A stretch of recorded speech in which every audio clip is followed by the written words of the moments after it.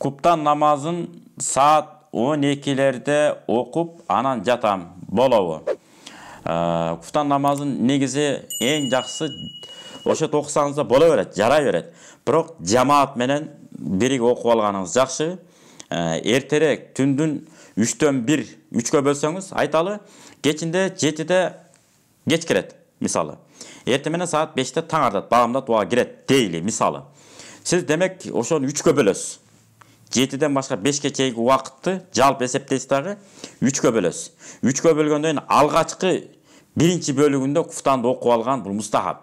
Анан эми турмуш тиричиликке байланыштуу, жумушка байланыштуу ар кандай болуп калат да. Сиз антип митип үйдө жумушуңуздан келгенче саат 11-12 болуп кетсе, боло берет окусаңыз. Окуп туруп жатып аласыз.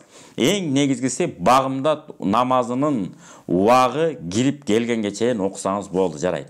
Бирок колдон келишинче алгачкы убактысында окуп алганыңыз жакшыраак болот.